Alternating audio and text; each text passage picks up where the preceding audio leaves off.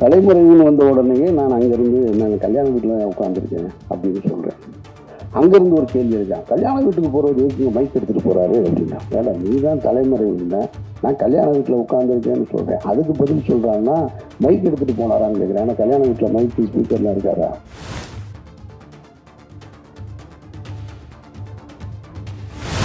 உங்களுக்கு எப்படி வருமானம் வருதுன்னா, இது என்ன இன்கம் டேக்ஸ் ஆஃபீஸரா? அவனுக்கு தேனியில் அரெஸ்ட் பண்ண போறதே தெரியல.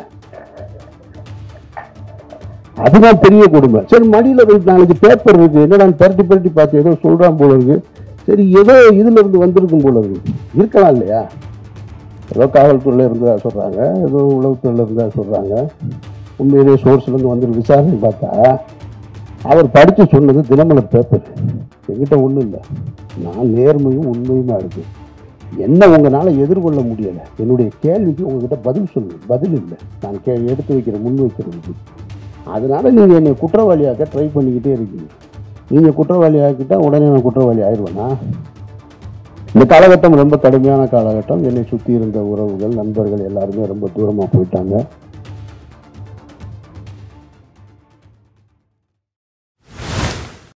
அரங்கத்தில் இருக்கும் அனைவருக்கும் இறைவன் புறத்திலிருந்து சாந்தியும் சமாதானமும் உண்டாகட்டும்.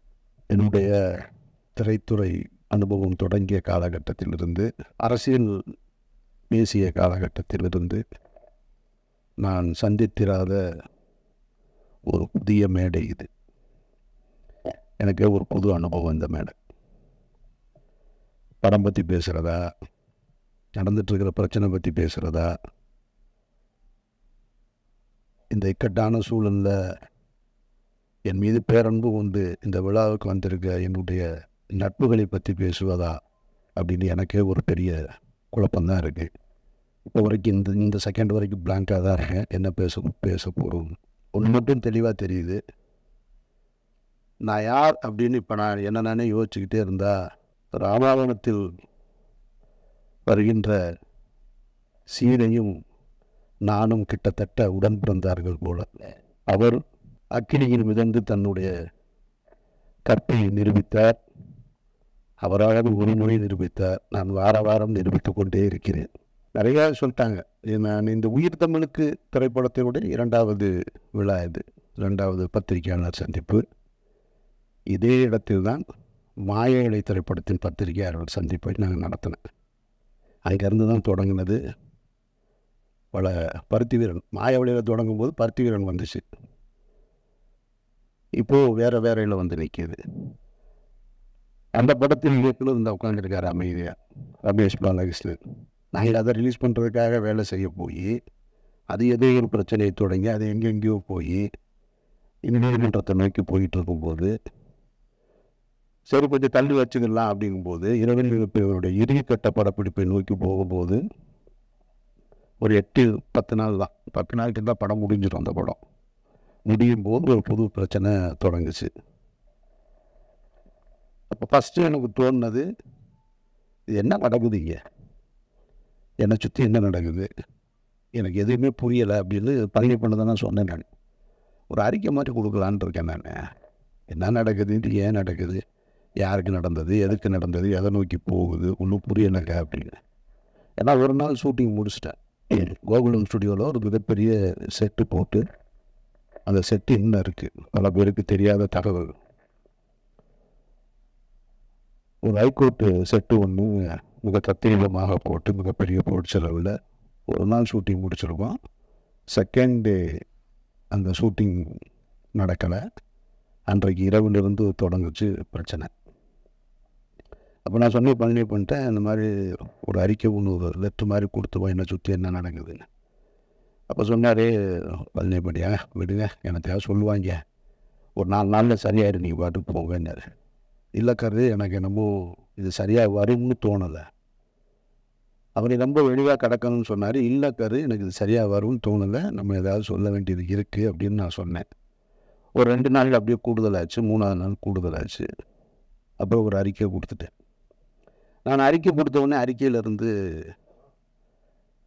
யார் அதுக்கு எதிர்கருத்து வருதுன்னு பார்த்தா, கடந்த ஒரு 15 ஆண்டுகளாக 2014க்கு பின்னால் நான் பேசிய அரசியலில் கருத்தியல் ரீதியாக எதிர்கொள்ள முடியாத, என்னோடு நேருக்கு நேர் போரிட கருத்தியல் ரீதியாக போரிட முடியாத அவர்கள் பூரா வெளியே வர ஆரம்பிக்கிறான். வெளியே வந்து புதுசாக தகவல்களை சொல்கிறான். ஒருத்தன் சொல்கிறான் அவர் ஓடிட்டாருன்றான், ஒருத்தன் எஸ்கேப்புன்றான், தலைமறைவாயிட்டார், எங்கே இருக்காருன்னு தெரியலன்றான், என்னத்தையோ ஒன்று சொல்லிக்கிட்டே இருக்கான். அப்போ தான் நான் இங்கேருந்து ஒரு கல்யாணத்துக்கு போயிருந்தேன். கல்யாண வீட்டிலேருந்து அப்போ நான் கேட்கும்போது இந்த செய்தி வருது, அவர் அமீர் தலைமறைவு அப்படின்னு. தலைமறைவுன்னு வந்த உடனே நான் அங்கேருந்து நான் கல்யாண வீட்டில் தான் உட்காந்துருக்கேன் அப்படின்னு சொல்கிறேன். அங்கேருந்து ஒரு கேள்வி இருக்கான், கல்யாண வீட்டுக்கு போகிறது இங்கே மைக் எடுத்துகிட்டு போகிறாரு அப்படின்னா. ஏன்னா நீ தான் தலைமறைவுன்னா, நான் கல்யாண வீட்டில் உட்காந்துருக்கேன்னு சொல்கிறேன். அதுக்கு பதில் சொல்கிறான்னா மைக் எடுத்துகிட்டு போனாரான்னு கேட்குறேன். ஏன்னா கல்யாண வீட்டில் மைக் ஸ்பீக்கர்லாம் இருக்காதா. அங்கேருந்து இன்னொரு இப்படி 1 by 1 அப்படின்கிட்டே இருக்கு.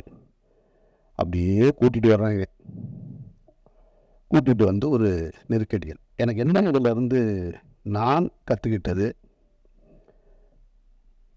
நான் பத்திரிகையாளர்கள் மேலே மிகப்பெரிய மரியாதை உண்டவன். என்னுடைய முதல் பத்திரிகையாளர் சந்திப்பு ஏவிஎம்ல நடந்தது, மௌனம் பேசியதை திரைப்படத்திற்கு. அப்போ இருந்து இப்போ வரைக்கும் பத்திரிகையாளர்களோட நெருக்கமாக இருக்கிறவன். என்னை நேரடியாக தொடர்பு கொள்ளக்கூடிய, எனக்கு தெரிஞ்ச சினிமாவில் நான் இருக்கேன், இன்னும் மற்ற எத்தனை பேர் இருக்காங்கன்னு தெரியாது. விழாவை பிடிச்சி தான் என்னை பிடிக்கணுன்ற அவசியம் இல்லை. ஸ்ட்ரைட்டாக எனக்கு மெசேஜ் வைப்பாங்க, நான் பேசுவேன்.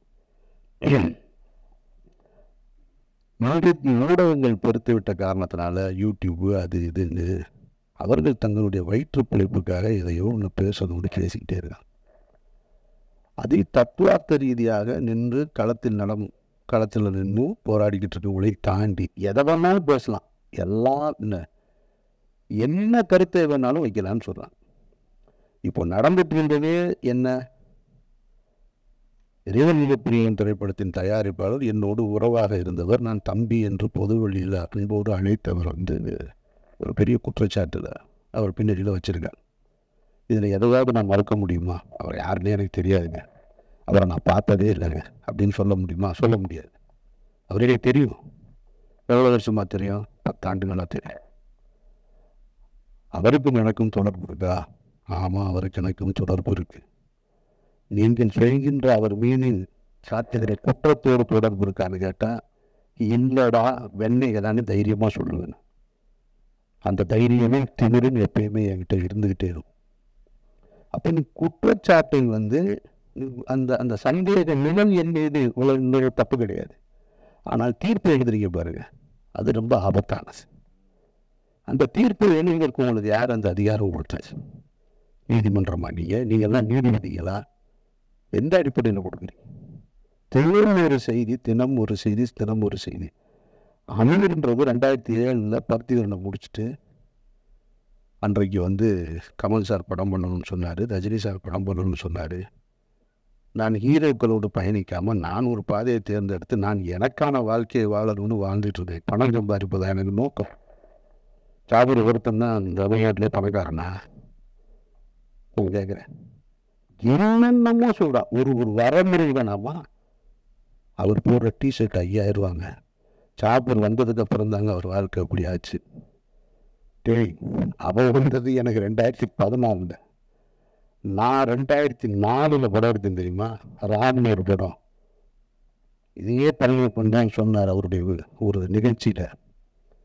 எனக்கு தெரிஞ்சு தமிழ்நாட்டில் யாரும் செய்ய மாட்டாங்க. விரும்பாண்டி படம் திரைப்படத்தை பார்க்கறதுக்காக ராம் ஷூட்டிங்கை நிறுத்திட்டு கீழே நடுவில் அம்பியா தேட்டில் விரும்பாண்டி படத்தை பார்த்துட்டு 2 லட்சம் ரூபாய் செலவு பண்ணுவேன். நான் என்னை பற்றி என்ன தெரியும் உங்களுக்கு? அவர் வந்த நம்ம திரைத்துறைக்கு வந்திருக்கோம். திரைத்துறைக்கு வந்தவொடனே என்ன செய்வோம்? பிறக்க காலகட்டத்தில் எங்கே கஷ்டப்பட்டப்போ அவர் சொன்னார் இல்லையா? அதுபோல் நான் சென்னையில் எவ்வளோ படுத்திருந்தேன், நானும் பாலாவும் அங்கே கஷ்டப்பட்டோம், இங்கே கஷ்டப்பட்டோன்னொடனே இது எடுத்து நாங்கள் பஞ்சம் பிழைக்க வந்தவங்க. பஞ்சம் பிழைக்க வந்தவர்கள் இல்லை, சினிமாவின் மீது ஏற்பட்ட விருப்பத்தினால் வீட்டில் காசு வாங்காமல் சுயமரியாதையோடு ஓடி வந்தவங்க. நான் இதை பலமுறை சொல்கிறேன். பலமுறை சொன்னவங்க நான் ஒரு நேர்காணலில் சொல்கிறேன், இல்லைங்க இந்த மாதிரி இருக்குது, இல்லை அவரோட இங்கே தொடர்பு இருக்குது. ஆமாம் இருக்குது. உங்களுக்கு எப்படி வருமானம் வருதுன்னா, இது நீங்கள் இன்கம் டேக்ஸ் ஆஃபீஸரா, இடி டிபார்ட்மெண்ட் ஆவீங்க, இது நான் வருமானத்தையும் சொல்லணுமா? இது என்ன நியாயம் இருக்குது? ஒருத்தர் குற்றவாளி, குற்றம் சாட்டப்பட்டவர், அவரோட நீங்கள் தொடர்பில் இருந்திருக்கீங்க, உங்களுக்கு அவருக்கு என்ன இருக்கு அப்படின்னு கேட்டால் பதில் சொல்ல போகிறோம், அவ்வளோதான். நாங்கள் கூட பிறந்த அண்ணன் கான்ட்ராக்டராக இருக்காரு, இவர் அண்ணன் லாயராக இருக்காரு, அவர்கள் சொத்து வாங்கினா கூட நீங்கள் எப்படி வாங்கணும்னு போய் கேட்பேன். நான் எங்கள் அண்ணன் கான்ட்ராக்டர் என்ன கான்ட்ராக்டர்னு கேட்டால், இப்போ அவர் என்ன டெண்டர் எடுத்திருக்காருன்னு கேட்டால் எனக்கு தெரியாது. இன்னொரு பேருடைய விஷயத்தை தெரிஞ்சுக்க வேண்டிய அவசியம் எனக்கு இங்கே இருக்குது. அது தேவையா எனக்கு? பையத்துக்கு இந்த மாதிரி நானும் அவரும் ஜனாவும் பேசியிருக்கோம், எதாவது பேசியிருக்கோமா? நீங்கள் என்ன பண்ணுறீங்க, நீங்கள் என்ன பண்ணுறீங்க, அதெல்லாம் இங்கே வளர்கிட்டேன். நான் எப்படி இருக்கிறேன்? நான் ஒரு இறை நம்பிக்கையோடு இருக்கேன். அவர் ஒரு பெரியாரிஸ்டாக இருக்கார், ஜனநாதன் ஒரு கம்யூனிஸ்டாக இருக்கார். 3 பேரும் ஒன்றா இருக்கணும். இன்றைக்காவது வேறு ஏதாவது நாங்கள் கருத்துக்களை பேசியிருக்கோமா? பணம் எப்படி சம்பாதிக்கிறது? பணம் சம்பாதிக்கிறதுக்காக வரல, நான் பணம் சம்பாதிக்கிறதுக்கு நான் வரலை. என் வாழ்க்கையை இன்னைக்கு என் விருப்பம் போல வாழணும், இந்த நிமிஷம் வரைக்கும் நான் ஆசைப்பட்டுக்கிட்டு இருக்கேன். இப்போ சொன்னாங்க பாருங்க, இந்த படத்துக்கு பின்னாடி நான் நிறையா படம் பண்ணுவேன் அது இதுன்னு.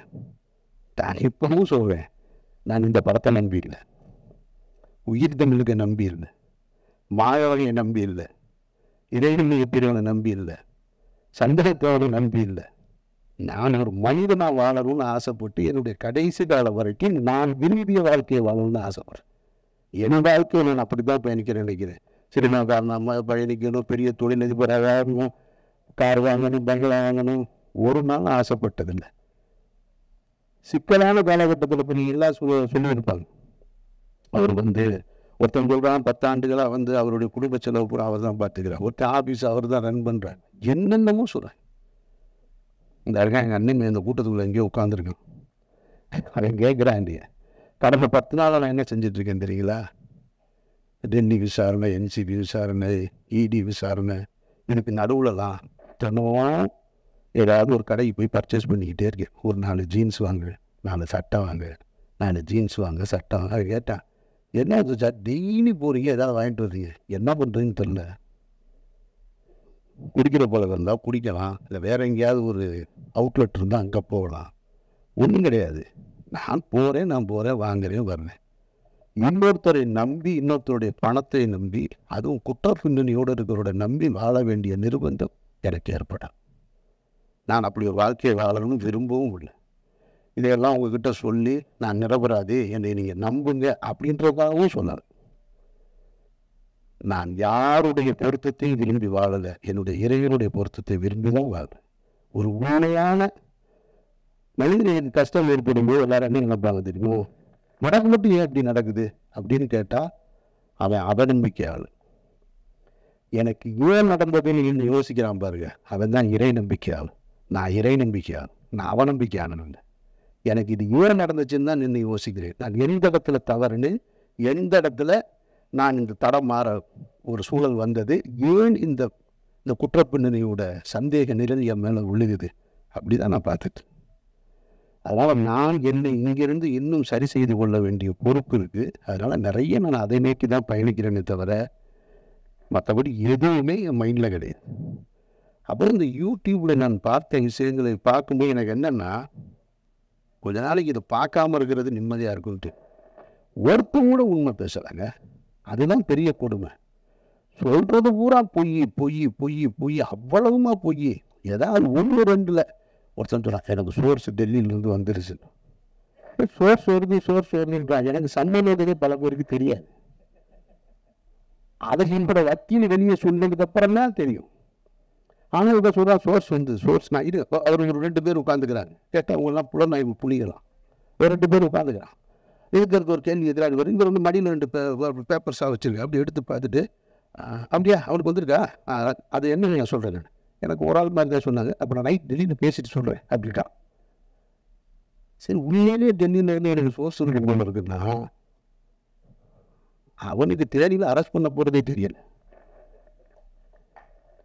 அதுதான் பெரிய கொடுமை. சரி, மடியில் 4 பேப்பர் இருக்குது, என்னடா பரட்டி பார்த்து ஏதோ சொல்கிறான் போல இருக்கு. சரி, ஏதோ இதிலிருந்து வந்திருக்கும் போல இருக்கு, இருக்கலாம் இல்லையா? ஏதோ காவல்துறையில் இருந்தால் சொல்கிறாங்க, ஏதோ உளவுத்துறையில் இருந்தால் சொல்கிறாங்க. உண்மையிலேயே சோர்ஸ்லேருந்து வந்துட்டு விசாரணை பார்த்தா அவர் படித்து சொன்னது தினமலர் பேப்பர். ஐய, இவ்வளவு அபத்தமாக இருக்கும். இதைத்தானே 2 லட்சம் பேர் பார்க்கலாம். அதுதான் பெரிய கொடுமை. ஒரு பொய் செய்தியை 2 லட்சம் பேர் நீங்கள் பார்த்து அதில் கீழே பார்த்தீங்கன்னா எப்போ அமீரை கைது செய்யணும், எப்போ அமீரை கைது செய்யணும். இப்போ கடைசியாக நேற்று ஒருத்தர் கேட்டிருக்கான், ஏங்க நாங்கள் 3 மாதமாக வெயிட் பண்ணுறோம், அமீரை கைது பண்ணவே மாட்டேன். இப்போ அப்படி அவ்வளவு ஆவலாக இருக்கான் என் மேலே. சரி, நான் என்ன கைது, நானே சிறைக்கு என்ன புதுசா? சிறைக்கு போக அப்பவும் தயாராக இருந்தேன், இப்பவும் தயாராக இருக்கேன். ஆனால் நான் வெறுக்கிற ஒரு குற்றத்தில் என்னை தொடர்புபடுத்துவதை நான் கொஞ்சம் கில்ட்டியாக ஃபீல் பண்ணேன். அதை தான் கரி சொன்னார். அவர் உள்ள வேதனை இல்லாமல் இல்லை, இருக்கு. ஏன்னா அதனால் என்னோட குடும்பம் பாதிக்கப்படுது. அப்படின்ற ஒரு தனிப்பட்ட என்னைன்னு என்ன வேணாலும் பண்ணால. ஒரு குற்றத்தை சுமத்தும் பொழுது ஒரு தன்னுடைய மகனுக்கு திருமணத்தை ஏற்படுத்திட்டு இருக்கிற வயசில் ஒரு பெரியவர்னு வச்சுங்களேன், ஒரு கஷ்ட காலம். அவர் தன்னுடைய மகனுடைய திருமணத்தை வந்து போராடி கொண்டு வந்து ஒரு இடத்துல நிறுத்துறாரு. அப்போ போய் பஸ்ஸில் பயணிக்கும் பொழுது ஒரு 14 வயசுக்குள்ளே இடுப்பை கிள்ளி விட்டாருன்னு ஒரு குற்றச்சாட்டு வச்சா அவர் எவ்வளோ அவமானமாகும், அந்த திருமணம் எவ்வளோ பெரிய தடைப்படும். அந்த மாதிரியான ஒரு சூழலில் தான் நான் வெறுக்கிற ஒரு குற்றம் சமூகத்தை சீரழிக்கிறதுன்றது போதை.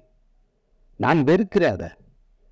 நிறையா இங்கே ஒரு அஸ்டன் நிற்கிறான், அந்த ஒரு அஸ்டன் நிற்கிறான், சீட்டு குடித்தாலே ஆஃபீஸுக்குள்ளே உள்ளே விட மாட்டேன். ஜனாவும் கருவும் சீரட்டு குடிக்கணும், நாங்கள் மாடிக்கு போய் கீழே போய் குடிச்சிட்டு வரோன்னு சொல்லுவாங்க. அவங்க 2 பேருக்கு நான் என்ன ஆசானா? அதெல்லாம் கிடையாது. அந்த வாடை பிடிக்காது. எப்போவாவது நான் டென்ஷன் ஆகுது அப்படின்னு சொல்லிட்டு ஒரு சீட்டு எடுத்து நான் அவர்கிட்ட கேட்டேன்னா அவர் தள்ளி விட்டு போயிடுவார். அப்படி நான் வெறுக்கிற ஒரு விஷயத்தில் என்னை கொண்டு வந்து தொடர்புபடுத்தும் போது அது என்ன மட்டுமா பாதிச்சிச்சு, என்னுடைய குடும்பத்தை பாதிக்குது. என்னுடைய மகன் வேலைக்கு போகிற இடத்துல பாதிக்குது, அங்கே ஒருத்தன் கேள்வி கேட்கும். என்னுடைய மகன் கல்லூரிக்கு போகும்போது பாதிக்குது. என்னை நீங்கள் சந்தேகமே படாதீங்கன்னு நான் சொல்லலை, சந்தேகப்படுங்க, விசாரிங்க, நல்லா கேளுங்க. ஆனால் தீர்ப்பு எழுதாது. தீர்ப்பு எழுதுகிற அதிகாரம் உங்களுக்கு யாருக்குமே கொடுக்குறது. அதுக்கு நாட்டில் நீதிமன்றம் இருக்குது, எல்லாமே இருக்குது. கடுமையான விசாரணைகளை சந்திச்சுட்டு தான் நான் வந்து நிற்கிறேன். என்னுடைய இத்தனை ஆண்டு வாழ்க்கையில் நான் சந்திக்க ஒரு புதிய அனுபவம். டெல்லியில் 12 மணி நேரமாக இருக்கட்டும், டெல்லி வீதிகளில் நானும் அந்த அவனும், அவன் எங்கள் அண்ணன் டாக்டருக்கு முடிச்சிருக்கான். அவன் யதார்த்தமாக லாங்குவேஜ் படிக்கிறக்காக வந்தான். வந்தவனுக்கு கிட்டத்தட்ட 3 மாதமாக புது அனுபவம். இப்போ NCB, ED, NIA எல்லா டீட்டெயிலும் தெரியும் அவனுக்கு. என் கூட 70 நாளாக வந்தான் இருக்கான். வீதிகளில் நாங்கள் 2 பேரும் நடந்து போயிட்டு திரும்ப அந்த விசாரணையை முடிச்சுட்டு, அவங்கள பொறுத்த மட்டும் அந்த அதிகாரிகள் என்னுடைய விசாரணை நடத்துனதை பொறுத்த மட்டும் என்னை பொறுத்த மட்டும் ரொம்ப நேர்மையாக தான் நடத்தினாங்க. நான் அந்த இடத்துல அதை சொல்லியே ஆகணும். இது அரசியல் அழுத்தம் இருக்குது, அரசியல் அழுத்தம் இல்லை அப்படின்றதெல்லாம் தாண்டி என்னிடம் அவர்கள் மிக கண்ணியமாக தான் நடந்து கொண்டாங்க. கொஞ்சம் கூடுதலாக இருக்குது. நான் மனசு வலிக்கிறது மாதிரியான கேள்விகளை கேட்டாங்களான்னு நிச்சயமாக கேட்டேன். ஒரு இடத்துல கலங்கி போய் நின்னா அப்படின்னு கேட்டால் கலங்கி போய் நின்னேன். ஆனால் அது அவர்களுக்கு என்னை காயப்படுத்தணுன்ற நோக்கம் கிடையாது. அதை நான் அவங்ககிட்ட வெளியே வந்து சொன்னேன். நான் டிஸ்டர்ப் ஆனேன்னா, ஆமாம் டிஸ்டர்ப் ஆனேன். நான் வேதனைப்பட்டேன்னா, ஆமாம் வேதனைப்பட்டேன். நான் சஃபர் ஆனேன்னா, ஆமாம் பட்டேன். ஆனால் அவங்களுடைய டியூட்டி அது, அவர்களுடைய வழக்கமான டியூட்டி. அப்போ எப்படி தான் குற்றவாளியை கண்டுபிடிப்பாங்க? என்ன மாதிரி ஒரு ஆள் போனோன்னே என்கிட்ட இலகுவாக நடந்துக்கிட்டா நான் குற்றத்தை தொடர்பு இருக்கேன் எப்படி கண்டுபிடிக்க முடியும்? அதனால் அவங்க டியூட்டியை தான் செஞ்சாங்க. விசாரணை முடிவுலேயும் அதை தான் சொன்னாங்க. பர்சனலாக எந்த இதுவும் கிடையாது, எங்கள் டியூட்டியை செஞ்சோம். அந்த வகையில் NCB ஆஃபீஸர்ஸ் எங்கிட்ட கண்ணியமாக நடந்துக்கிட்டாங்க. ED ரைடு 2 அந்த ரைடு கதையை கேட்டிங்கன்னா, வீட்டில் ரம்ஜானுக்கு எல்லோரும் ஊருக்கு போயாச்சு. நான் இதை நீங்கள் தெரிஞ்சுக்க, ஊடகங்கள் பத்திரிகையாளர்களுக்கு இருக்க வேண்டிய இதையும் மற்ற எல்லாரும் தெரிஞ்சுக்கிறது இதை சொல்கிறேன். எவர்களுக்குமே உண்மையான ரீசன் தெரியாதுங்க, அதுதான் உண்மை. நான் சொல்கிறேன், நான் இந்த வழக்கில் தொடர்புடைய இருக்கிறதுனால சொல்கிறேன். அதிகாரிகளை தவிர வேறு யாருக்குமே தெரியாது. வேறு எவன் சொன்னாலும் நம்பாதி, இதுதான் நிஜம். நான் சொல்கிறது உண்மை. இதை கன்ஃபெஷனாக வச்சுக்கோங்க. ஏன்னா எனக்கு முதல் சம்மன் வந்து பாருங்க, அதுவே யாருக்கும் தெரியாது. அது ஒரு வக்கீல் வெளியே போய் சொன்னதுனால தான் தெரியும். உடனே என்ன பண்ணுறாங்கன்னா, அமீர் வந்து ரமலான் முடித்து விட்டு வருவதாக NCB அதிகாரிகளிடம் வந்து சொன்னார், இந்த நேரத்தை என்னை விசாரிக்க வேணான்னு கேட்டாருன்னு இதெல்லாம் தலைப்பு செய்தியாக ஓடுதுங்க. அப்போ இந்த மக்களுக்கு எது செய்தி? அப்போ உண்மையிலும் செய்தியாக வராதா? நான் கேட்காத ஒன்று. 2ஆம் தேதி எனக்கு ஃபஸ்ட்டு சம்மன். அந்த அப்படி ஒன்று நான் கேட்கவே இல்லை. நான் 2ஆம் தேதி போயிட்டேன், டெல்லி போயிட்டேன். காலையில் முதல் நாளாக நாங்கள் போய் உட்காந்து ஒரு 12 மணி நேரம் விசாரணை முடிச்சு வந்தாச்சு. அப்போவே எனக்கு அடுத்து சம்மனுக்கான ஒரு திட்டம் இருந்தது. அதுவும் யாருக்கும் தெரியாது. ஆனால் இவங்களுக்கு தெரியவே தெரியாது. நான் அந்த காலகட்டத்தில் நான் இதை அவங்க கேட்ட டீட்டெயில்ஸு, டாக்குமெண்ட்ஸு இதை பூரா எடுத்து எல்லாத்தையும் கொண்டு வந்து ரெடி பண்ணி வச்சிட்ருக்கேன். வச்சுட்டு ஒரு 3:30 மணி இருக்கும், 3:30 4 மணி. 4 மணிக்கு போய் வீட்டில் நான் அவனும் தான் படுக்கிறோம். வீட்டில் யாருமே இல்லை, ஃபேமிலியெல்லாம் ஊருக்கு போயிட்டாங்க ரம்ஜான் கொண்டாடுறதுக்கு. படுத்தா 5:30 மணிக்கு நோன்புக்கான காலை உணவை சாப்பிட்டுட்டு படுத்துருக்கான். 7:30 மணிக்கு ஒரு ஃபோன் அடிக்குது. அவன் ஃபோன் பக்கத்தில் என் கூட தான் பெட்டில் படுத்துருக்கான்.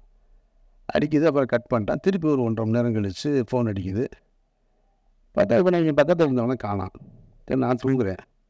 திடீர்னு எழுப்புறான். நல்ல நான் கொஞ்சம் லைட் இருந்தால் தூங்க மாட்டேன், நான் நல்லா டார்க்காக ஸ்க்ரீனை போட்டு படுத்துருக்கேன். தட்டி எழுப்புறேன் சச்சான்னு. முழிச்சு பார்த்தா ஒருத்தர் துப்பாக்கியோடு நிற்கிறாரு முகத்துக்கு நேரம். ஒன்றுமே புரியலை. கொஞ்சோண்டு லைட்டு அந்த ஜன்னல்லேருந்து லீக் ஆகுது. அதில் பார்த்தா ஒருத்தர் துப்பாக்கியோடு நிற்கிறார். 2 பேர். என்னடா அப்படின்ட்டு தெரில. கண்ணிலே முழிக்க முடியலை. சரி அதோட சரி எந்திரிச்சு முழிச்சு பார்த்தா அப்புறமா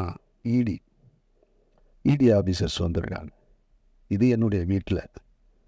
இதே 2 மணி நேரத்துக்கு முன்னாடி என்னுடைய அலுவலகத்துக்கு வந்துட்டாங்க. அங்கே என்னோடய அசிஸ்டன்ஸு, என்னோடய ஆடிட்ரு எல்லாரையும் அவங்கள லாக் பண்ணிட்டாங்க. அப்புறம் இடி ஆஃபீஸர் வந்தாங்க. அவங்க வந்து தன்னை அறிமுகப்படுத்திக்கிட்டாங்க என்கிட்ட. நான் தான் இடி டைரக்டர்னு. ஒரு லேடி ரொம்ப கண்ணியமாக நடந்துக்கிட்டாங்க, ரொம்ப மரியாதையாக நடந்துக்கிட்டாங்க. நான் முகத்தை கழுவிட்டு வர்றேங்கன்னு முகத்தை கழுவிட்டு வந்து உட்காந்து அவரோட பேசிக்கிட்டு அன்றைக்கு 12 மணி வரைக்கும் அன்றைக்கும் போச்சு. அன்றைக்கும் விசாரணை முடிச்சுட்டு நான் இங்கேருந்து மதுரை போயிட்டேன். மதுரை போய் ரமலான் ப்ரேயரை முடிச்சுட்டு அங்கேருந்து அதுக்கப்புறமா திரும்ப ஓட்டு போட போனேன். அப்போ தான் பத்திரிகையாளர்கள் முறையாக சந்திக்கக்கூடிய சூழல் ஏற்பட்டது. அதுக்கு பின்னால் இப்போ வரைக்கும் நான் சொல்கிறேன். இதை ஏன் சொல்கிறேன்னா, இதன் பிறகும் எனக்கு ஒரு சம்மன் வந்துருக்கு. இந்த புலனாய்வு புலிகள்லாம் எங்கே போனாங்கன்னு தெரியல. நீ உண்மையிலே சோர்ஸ் உனக்கு சொல்லுதுன்னா, உனக்கு உண்மையிலே செய்தி வந்திருக்குன்னா, எனக்கு சம்மன் வந்தது ஏன் யாருக்குமே தெரியலை. நான் பர்பஸாக சொல்லவே இல்லை. என்ன தான் நடக்குதுன்னு பார்ப்போம். எவன் தான் கண்டுபிடிச்சி சொல்கிறான்னு பார்ப்போம். ஒருத்தர் சொல்லணும்ல, ஆமாம் அன்றைக்கி வந்திருக்குன்னு. அந்த சம்மனுக்கும் போய் 10:30 மணி நேரம் நான் விசாரணையை முடிச்சுட்டு தான் இங்கே வந்திருக்கேன். அப்படின்னா இதில் எதுவுமே உண்மை இல்லை. அவர்கள் கடமையை செய்கிறாங்க. நான் அதுக்கு முதல் நாள்லேருந்து ஒத்துழைக்கிறேன். டே 1லேருந்து இவ்வளவு பெரிய சிக்கலான சூழல் என்னை ஏற்படும் போது நண்பர்களுடைய ஆறுதல் இருக்குது, நண்பர்களுடைய ஆலோசனை இருக்குது. குடும்பத்தில் இருக்கவங்க சொல்லுவாங்க, எங்கேயாவது வெளியூர் போயிடும், அங்கே போயிடும். டே 1லேருந்து என்னோடய ஆஃபீஸில் தான் இருக்கேன். நான் இங்கே தான் இருப்பேன். இந்த வழக்கு முடிகிற வரைக்கும் நான் இங்கே தான் இருப்பேன். இந்த வழக்கை முடிச்சுட்டு தான் நான் வெளியில் வருவேன். என்கிட்ட என்ன இருக்குது எடுத்துகிட்டு போகிறதுக்கு?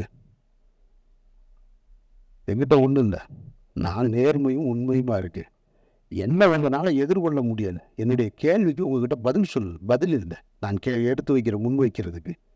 அதனால் நீங்கள் என்னை குற்றவாளியாக ட்ரை பண்ணிக்கிட்டே இருக்கீங்க. நீங்கள் குற்றவாளி ஆக்கிட்டால் உடனே குற்றவாளி ஆயிடுவேனா? பட் நான் தாங்கிக்கிறேன். வீட்டில் தாங்கலை. மகளுக்கும் மகனுக்கும் ஒரு அழுத்தம் ஏற்பட்டது. ஆனால் அதையும் தாண்டி எனக்கு முதல் ஆளாக எனக்கு ஆறுதலாக இருந்தது என்னுடைய குடும்பத்தார் தான். என்னுடைய 2 பெண் பிள்ளைகள் தான். தைரியமாக இருங்க, நீங்கள் உங்களுக்கு என்ன பிரச்சனை அப்படின்னு சொல்லி எப்போதும் போல் என்னுடைய வீட்டை ஒரு சலசலப்பு கூட இல்லாமல், ஒரு சங்கடம் கூட இல்லாமல், ஒரு சஞ்சலம் கூட இல்லாமல் வச்சிருந்தது என்னுடைய குடும்பத்தார். அதற்கப்புறம் என்னுடைய நண்பர்கள் தான். எதுவுமே என் மைண்டில் கிடையாது. எனக்கு ஒரு சின்ன சம்பவம் தான் நினைவுக்கு வந்தது. இந்த காலகட்டம் ரொம்ப கடுமையான காலகட்டம். என்னை சுற்றி இருந்த உறவுகள், நண்பர்கள் எல்லாருமே ரொம்ப தூரமாக போயிட்டாங்க. கிட்டத்தட்ட என்னோடய வாட்ஸ்அப்பில் என்னுடைய அலைபேசியில் ஒரு 2000 எண்கள் இருக்கும். அதில் 1950 எண்கள்லேருந்து அழைப்பு வர்றதில்லை. அப்படியே நின்றுச்சு. அதெல்லாம் ஓகே. அப்போ எனக்கு என்ன தோணுச்சுன்னா, அந்த பறவைகள் நிறைய இருக்கக்கூடிய ஒரு மரத்துக்கு பக்கத்தில் ஒரு வெடி சத்தம் கேட்டாலே பறவை பூரா ஓடி போயிடும். அந்த மரத்தில் இருந்து எதுவுமே இருக்காது, எல்லாம் ஒரு அப்படின்ற செகண்டில் காணாம போயிடும். இப்போ போனதுக்கப்புறம் சில பறவைகள் மட்டும் வரும். முதல்ல 500 இருந்துச்சுன்னா வராது, ஒரு 50 தான் வரும். அதுபோல் என்னுடைய வாழ்க்கையில் எனக்கு நடந்த இந்த நிகழ்வில் டமால்னு ஒரு வெடி சத்தம் கேட்ட உடனே டமால்னு எல்லாரும் ஓடிட்டான். அப்புறமா அந்த பறவை போல என்னுடைய நண்பர்கள் என்னை யோசித்து, அது மரத்து மேலே உள்ள தப்பா, வெடி போட்டவன் தப்புன்னு சொல்லி அந்த மரத்தில் வந்து பறவைகள் இருப்பது போல் என்னுடைய நண்பர்கள் என்னை தேடி வந்துக்கிட்டு இருக்காங்க. டே 1லேருந்து அந்த ஒரு நாள் தான் அந்த ஷாக்கி. 2வது நாள் யாருக்குமே எதை பற்றின கவலையும் இல்லை, வந்து என்னோடு இருக்காங்க. ஆனால் இன்னும் பறந்து போன பறவைகள், ஒருவேளை இவனே வெடியை ஏற்பாடு பண்ணியிருப்பான் மரத்தை சந்தேகப்படுவதை போல தூரமாக நிற்கிறவங்க இருக்காங்க. அந்த அன்பு நண்பர்களுக்கு நான் கேட்டுக்கிறது, அங்கேயே இருங்க, தயவு செஞ்சு வந்துடுறாய். உங்களுக்கு வேறு விரும்பி கேட்குறேன், அங்கேயே இருங்க, வந்துடாதீங்க. உங்களிடம் வந்து பெறுவதற்கு எனக்கு ஒன்றுமே கிடையாது. இந்த காலகட்டத்தில் என்னோடு என்னுடைய அனுமதி பெறாமலோ எங்கேயோ சுப்பிரமணிய சிவா அவர் இன்டர்வியூ கொடுக்குறான். எனக்கு அண்ணனை தெரியும், அவர் அந்த மாதிரியான ஆள் இல்லைன்னு. அண்ணன் செந்தமிழன் சீமான் ஒரு இன்டர்வியூ கொடுக்குறாரு, அவனை எனக்கு நல்லா தெரியும். அந்த வார்த்தை தான் ரொம்ப கடுமையான வார்த்தை. அவன் எனக்கு ஓட்டு போட மாட்டான், அவன் திமுக ஆதரவு நிலைப்பாட்டை எடுப்பான், ஆனாலும் சொல்கிறேன் அவன் நல்லவன், அவன் எனக்கு நல்லா தெரியும் அப்படின்னு. இதுதான் நான் சம்பாரிச்சிருக்கிறது. வெற்றிமாறனாக இருக்கட்டும், பழனியப்பனாக இருக்கட்டும், அண்ணாச்சியாக இருக்கட்டும், பிரபு சார் சொல்லுங்கள் சார், நான் என்ன சார் செய்யணும், அதெல்லாம் ஒன்றும் வேணும். நான் பாட்டுக்கு அமைதியாக என்னுடைய பயணத்தை இந்த இடத்த நான் கடந்து போகிறேன், என்னை விட்டுருங்க, ஒன்றும் வேணும். எனக்கு நீங்கள் எப்பவும் நான் அழைச்சா வர்றீங்க இல்லையா, அது போதும். ஸ்நேகனாக இருக்கட்டும், பொன்வனன் சார் தான் இவர் 10 மணிக்கு படுத்துடுவார், 9 மணிக்கு மேலே ஃபோன் பண்ணால் எடுக்க மாட்டார். ஒரு நாள் 12 மணிக்கு கூப்பிடுறாரு, ஒரு 10 நாளைக்கு முன்னாடி. என்ன சார் 12 மணி, எனக்கு பதட்டத்தில் தான் ஃபோன் அடிச்சு, சரி 12 மணிக்கு கூப்பிட்றாரு அப்படின்னு சொல்லிட்டு. நீங்கள் வந்து ₹1,00,000 கொடுத்தாலும் வரமாட்டார் 10 மணிக்கு மேலே. என்ன சார், இல்லை படுத்த தூக்கமே வரல, எனக்கு உங்களை பற்றின நினைவாகவே இருக்குது, இவ்வளவு பிரச்சனைகள் எப்படி நீங்கள் அப்படின்னாரு. சார் நீங்கள் ஏன் சார் அதை நினச்சிக்கிட்டு 12 மணி வரைக்கும் தூங்காமல் இருக்கீங்க, தூங்குங்க சார் அப்படின்னு சொல்கிறேன். சரி நீங்கள் என்ன செய்றீங்க, எங்கே இருக்கீங்கன்னாரு. நான் திருநெல்வேலிக்கு ஒரு கல்யாணத்துக்கு போயிட்டுருக்கேன் சார். ஒன்றே நினச்சி நான் தூங்காமல் இருக்கேன், நீ கல்யாணத்துக்கு போயிரு, வேறு என்ன சார் சொல்கிறீங்க. ஒரு நண்பர் ரொம்ப விரும்பி கூப்பிட்றாரு, நான் பாட்டுக்கு போயிட்டு வருவோம், பெண்ணை நான் காரில் கல்யாணத்துக்கு போயிட்டு இருந்தேன். அதனால் நான் என்னுடைய வாழ்க்கையை தான் வாழ்ந்துட்டுருக்கேன். இந்த வழக்கு அது இது இதெல்லாம் வாழ்க்கையில் இதுவும் கடந்து போகும்னு நான் ரொம்ப நினைக்கிறவேன். அதனால் இது யாரையும் குற்றம் சொல்வதற்காக இல்லை, இதுவும் கடந்து போகும் தான் என்னை பொறுத்த மட்டும். எல்லாத்தையும் பார்க்கணும், நான் இதையும் பார்த்துக்கிட்டு இருக்கேன், அந்த வகையில் தான் நான் பார்த்துட்ருக்கேன்.